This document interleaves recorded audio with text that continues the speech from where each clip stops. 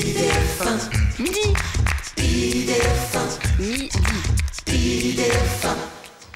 Et oui, vous êtes toujours sur IDF1, midi, welcome à tous ceux qui nous rejoignent. Moi, j'ai basculé de plateau, comme vous le voyez. Je suis avec maintenant le docteur Christophe Philippe, qui est pédiatre. Bonjour. Bonjour Christophe d'être venu, merci d'être venu jusqu'à nous. Alors aujourd'hui, nous allons parler des enfants, bien évidemment, et plus précisément de l'énurésie. Donc on va nous dire ce que c'est, parce que c'est un mot qui paraît un peu compliqué. C'est un terme difficile effectivement à prononcer. L'énurésie. Donc l'énurésie, c'est tout simplement les enfants qui font pipi au lit, mais après l'âge de 5 ans. C'est vrai qu'on ne l'utilise pas pour les enfants qui ont moins de 5 ans. D'accord. Donc parce qu'après, c'est une pathologie, on estime que c'est une pathologie au-delà de 5 ans. Une pathologie, c'est un gros mot, oui. C'est-à-dire qu'on considère que l'enfant, à partir de 5 ans, a normalement une maturité suffisante pour être propre la nuit. Donc on a fixé 5 ans. À partir de quel âge de 5 ans? À partir de 5 ans. À partir de 5 ans. À partir de quel âge, normalement, les enfants s'arrêtent de faire pipi la nuit? Oh, il y a des enfants qui peuvent s'arrêter à 2 ans, 2 ans et demi. Hein. J'ai même, des fois, on nous rapporte des témoignages comme quoi des enfants de 10, 12 mois peuvent être propres la nuit. Bon, généralement, en moyenne, c'est à partir de 2 ans, 2 ans et demi. Voilà. Est-ce que c'est pas too much de les forcer aussi de les faire trop tôt? Surtout pas les forcer. Voilà. C'est pas un apprentissage de la pauvreté. C'est ça, il faut qu'ils puissent... L'enfant est propre, c'est une acquisition. Alors, les acquisitions chez les enfants, elles sont très variables d'un enfant à l'autre, que ce soit pour le langage, la marche, faire du vélo. Et la propreté nocturne n'échappe pas, effectivement, disons, à cette règle. D'accord, donc la moyenne c'est 2 ans, 2 ans et demi. 2 ans et demi, voilà. Voilà, et à partir de 5 ans, on estime que c'est de l'énurésie. Ça consiste en quoi? Qu'est-ce que c'est? C'est tout simplement un enfant qui fait pipi la nuit en dormant. C'est-à-dire qu'on peut absolument pas, alors ça c'est très important à dire aux parents, c'est-à-dire que l'enfant n'est absolument pas responsable de ce qui lui arrive, c'est-à-dire que c'est complètement inconscient, il dort et il fait pipi. Donc ça sert à rien de le fâcher le matin quand on change de drap et de lui dire « Hé, t'as encore fait pipi !» Ça peut empirer? Empirer, c'est-à-dire faire plus non, mais lui faire un blocage, que le problème se règle moins vite. C'est-à-dire qu'effectivement, les attitudes à la fois le gronder, les attitudes de le culpabiliser, dramatiser, c'est sûr que ça ne va pas, disons, ni arranger son énurésie, mais en plus, il risque d'y avoir un retentissement psychologique. C'est-à-dire que l'enfant risque de se sentir coupable, manquer de confiance en lui, avoir une baisse de l'estime de soi, ce qui fait qu'effectivement, ça ne va pas arranger son énurésie. Alors, combien d'enfants sont touchés par cette maladie? Parce que maintenant, quand on regarde la télévision, il y a des pubs.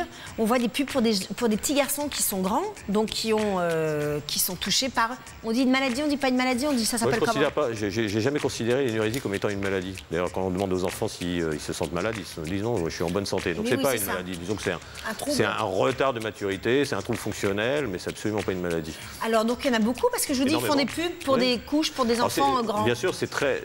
Alors on va pas appeler ça des couches, on va appeler ça des culottes pour les grands. Les couches, on va dire que c'est pour les petits bébés, pour pas trop vexer les enfants. Sûr, on va dire que ce sont des culottes. Voilà. Des culottes. Donc oui, ça touche beaucoup d'enfants. Alors c'est vrai que les études statistiques de prévalence sont extrêmement variables d'une étude à l'autre, mais on considère qu'en France, il y aurait à peu près 500 000 enfants de plus de 5 ans concernés. Aux États-Unis, c'est 3 millions par exemple. Pourquoi plus aux États-Unis qu'en France? Il y a plus d'enfants. Ils sont plus nombreux, oui, mais proportionnellement, ça me paraît beaucoup plus. Oui, c'est à peu près... Non, proportionnellement, on tombe sur à peu près du 15% des enfants de plus de 5 ans, en gros. Alors, surtout des garçons. 15%. Et surtout des garçons. Pourquoi plus les garçons? Alors ça, c'est toujours la question piège. Bien sûr, je pense. Je pense que le chromosome Y est un peu fragile. Voilà, donc, ce qui fait que les garçons mettent un peu plus de temps, disons, dans les différentes acquisitions. Voilà. Là, sur le plateau, on a beaucoup de Y. Faites attention. Vous rattrapez? On se rattrape. Ça, c'est vous qui le dites, c'est pas dit. Y est fragile, alors. Non, on rigole. Il y a des études qui montrent actuellement que le chromosome Y, dans des milliers d'années, voire des millions d'années, serait en voie de disparition. J'ai entendu ça à la radio. Vous deviendrez tous femmes? C'est un risque. Hein. C'est un risque. C'est pas mal. Quoi, je sais pas si il y aura moins d'énurésie au moins. Voilà, exactement ça. On sera débarrassé. Ouf, alléluia. Donc à peu près 15% de la population. 15% de la population. À partir de 5 ans, on fait quoi? On se rend compte que son fils, donc plus les garçons que les filles, fait pipi. Quand on s'inquiète, on va voir son pédiatre, si c'est tous les jours, si c'est de façon occasionnelle. À quel moment faut-il s'inquiéter? Consulter son pédiatre. S'inquiéter, je dirais qu'il ne faut pas obligatoirement s'inquiéter. Il faut d'abord répondre à la demande de l'enfant. C'est-à-dire que l'enfant, est-ce que ça l'ennuie? Est-ce que ça le gêne?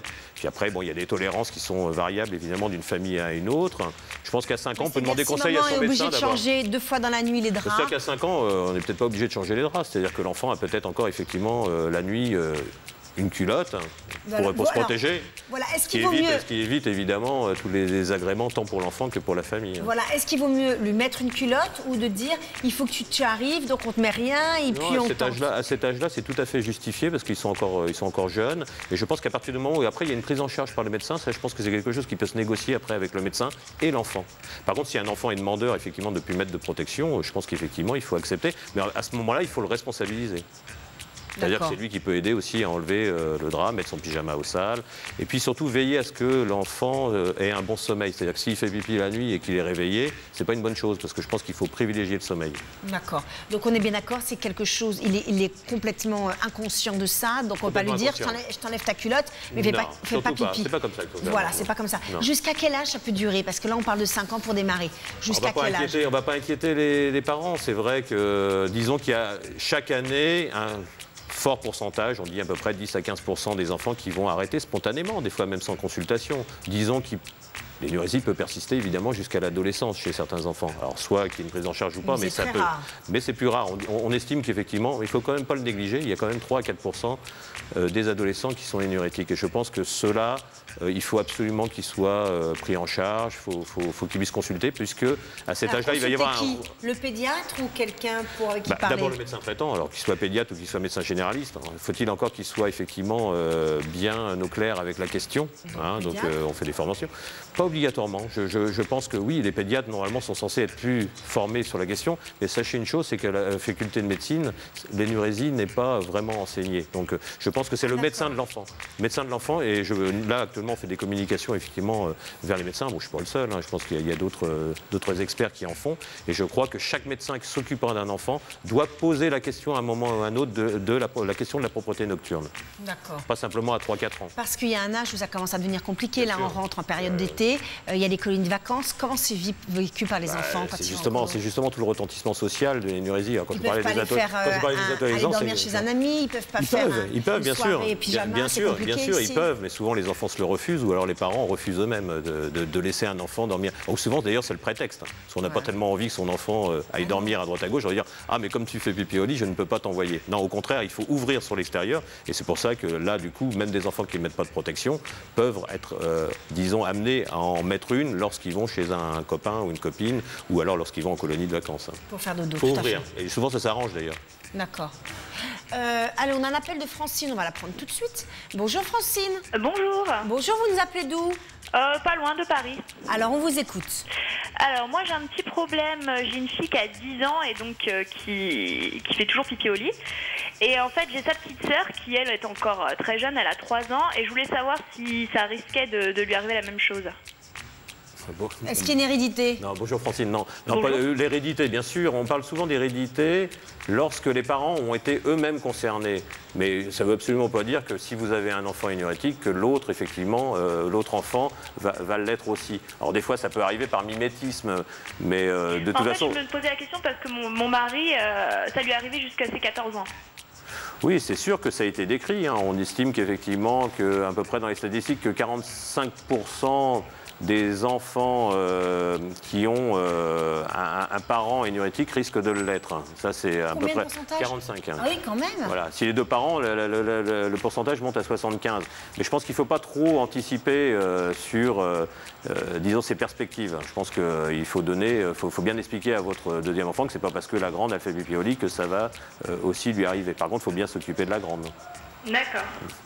J'espère avoir, oui. À 10 ans, oui. Alors, dites-nous, donc il faut bien s'occuper de la grande, c'est-à-dire c'est-à-dire qu'il faut consulter effectivement un médecin, en discuter, lui proposer un certain nombre de mesures, parce que c'est vrai que il ne s'agit pas simplement de dire l'énurésie c'est rien, il faut dédramatiser et puis laisser l'enfant comme tel. Je pense qu'il peut y avoir des prises en charge, d'abord médicales. Alors bien sûr qu'il y a un médicament de référence dans l'énurésie, mais le médicament qui va être proposé, il ne faut surtout pas qu'il soit proposé, disons, en première intention. Il faut qu'il soit proposé après avoir expliqué à l'enfant ou après lui avoir donné un certain nombre de consignes.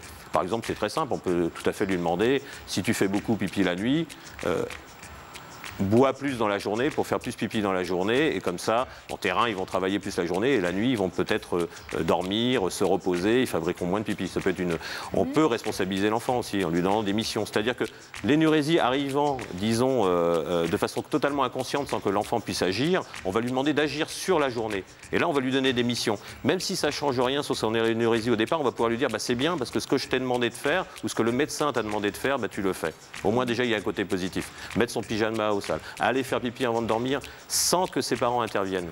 Parce qu'il ne faut pas dire tous les soirs à un enfant va faire pipi, n'oublie pas de faire pipi. C'est sa responsabilité. Il doit comprendre que c'est à lui de le faire. Donc il y a des tas de mesures. Effectivement, quand les mesures générales, on peut dire aussi réduire la boisson le soir, c'est pas suffisant. On n'empêche pas un enfant de boire le soir. C'est pas possible. On va régler le problème. Voilà, on va lui demander de ne pas boire trop de boissons gazeuses, pas boire de lait, de boissons sucrées. Par contre, s'il a soif, il faut le laisser boire.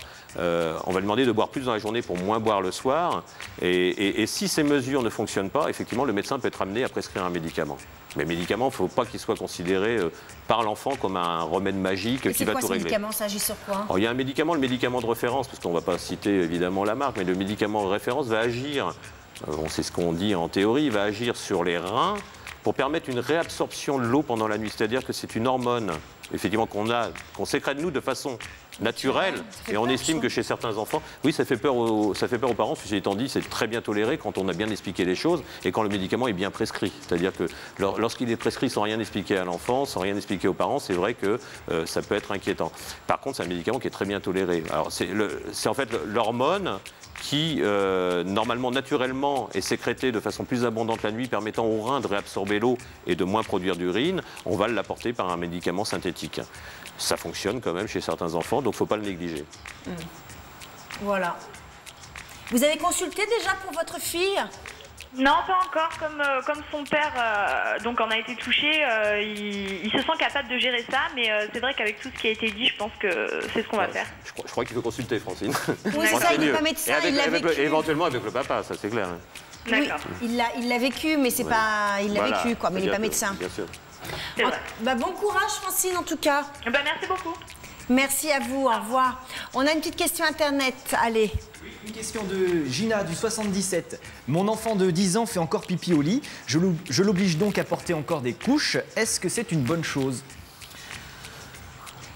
Là, je vais répondre de façon, disons, très simple. C'est-à-dire qu'on n'oblige pas un enfant de porter des couches. D'abord, je pense qu'il faut bannir le terme de couche pour les enfants qui sont plus grands. Je pense qu'effectivement, quand on leur dit culotte, déjà, culotte de nuit, sous-vêtements de nuit, peu importe, je pense que déjà, dans la tête de l'enfant, ça a une autre représentation. Par contre, on ne l'oblige pas. C'est-à-dire qu'on lui propose, et à la limite, on le laisse gérer lui-même. C'est-à-dire qu'il peut tout à fait mettre son paquet de culottes dans la chambre et un jour décider de ne pas en mettre. Et souvent, quand l'enfant décide, souvent, le problème peut être résolu. Alors, il ne s'agit pas d'avoir une attitude, souvent on disait ça avant, surtout retirer les couches, etc.